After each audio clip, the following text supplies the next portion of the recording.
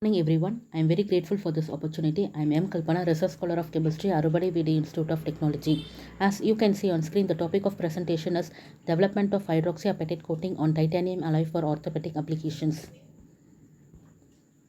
The main objective of our present work is to synthesize hydroxyapatite from snail shell, and the prepared hydroxyapatite was coated on titanium, aluminum, vanadium alloy by using electrodeposition method, and this was characterized by techniques like TGDTA, FTIR, XRT, FSM with EDOX, AFM, electrochemical and antibacterial studies. Calcium is the main source for hydroxyapatite synthesis, which we prepared from the snail shell. The obtained calcium oxide was dissolved with 25% of nitric acid solution and made up to the mark. And to the solution, diammonium hydrogen phosphate is added with the continuous stirring, maintaining calcium phosphate stoichiometric ratio as 1.67. The pH of the above solution was maintained to 9 by adding sodium hydroxide. This solution acts as an electrolyte solution, and in this present study, titanium alloy was selected as biomaterial for coating hydroxyapatite.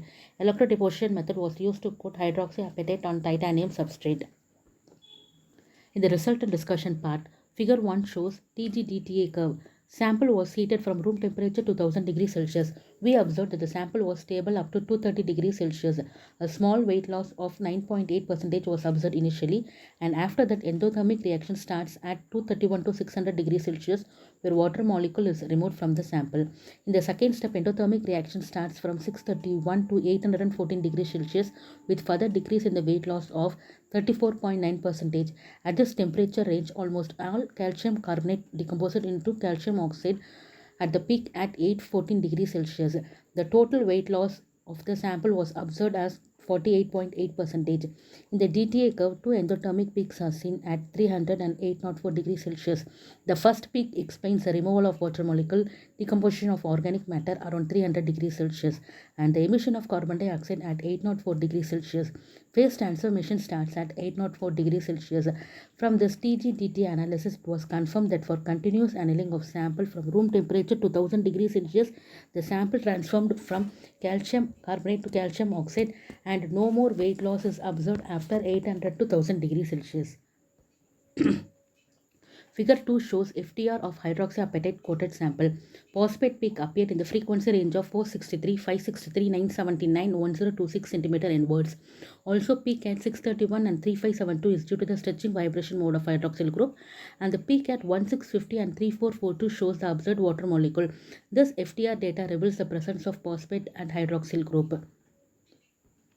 X-ray diffraction study is shown in the figure 3. Peaks at 002, 210, 112, 300, 202, 310, 222, 213 and 044 will matched with JCPDS of pure hydroxyapatite sample, which confirms the formation of the hexagonal structure of hydroxyapatite. Figure 4 shows AFM image of pristine and hydroxyapatite coated substrate. In the pristine sample, more number of pits are seen, and the number of pits is reduced to hydroxyapatite coated substrate, and a layer of undistributed uniform coating is seen over the alloy, which improves the bioresistivity of the implant for a long-term applications. Figure 5 shows the morphology of the prepared hydroxyapatite coated on titanium alloy.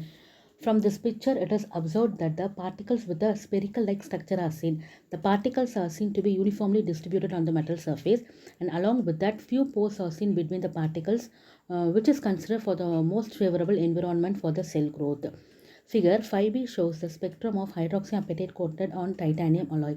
The elements like titanium, aluminum, vanadium, calcium, phosphorus, oxygen, and a very trace amount of sodium is found, which supports for the antibacterial activity of the coated substrate. Figure 6 shows the corrosion inhibition efficiency of hydroxyapatite coated substrate in SBF solution. In this image, corrosion potential moved to nobler side from pristine titanium substrate to coated sample, and also the corrosion current found to decrease from pristine to hydroxyapatite coated substrate. Increased corrosion potential in hydroxyapatite coated substrates confirms the formation of passive layer, which acts as a barrier between the metal and the biological medium, and this prevents the release of metal ions from the substrate onto the solution. Figure 7 shows the image of antibacterial activity of hydroxyapatite against two bacterial strains, E. coli and Staphylococcus. The result of this shows that higher concentration of hydroxyapatite reduce the growth of bacteria, and this helps in preventing the failure of implant after surgery. Summary and conclusion. The present work concluded that hydroxyapatite synthesis from a natural source could be a better coating material. The FTR and XRD analysis of the coated sample confirmed the presence of the functional group, and also the prepared hydroxyapatite is pure without any impurities. AFM image shows no pits and a layer of undistributed uniform coating is seen over the coated specimen, which improves the bioresistivity of an implant over a long term of medical application. FESUM and EDOX analysis of coated sample confirms the morphology of snail-derived hydroxyapatite with spherical porous structure, which will improve the cell growth of the tissue.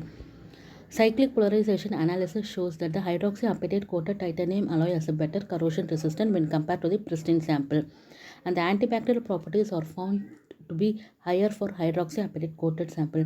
All this above confirms that the coated samples may be considered as a better biomaterial for orthopedic applications.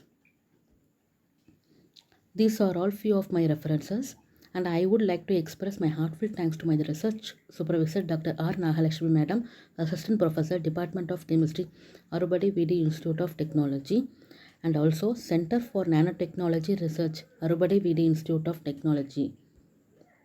Thank you one and all present here.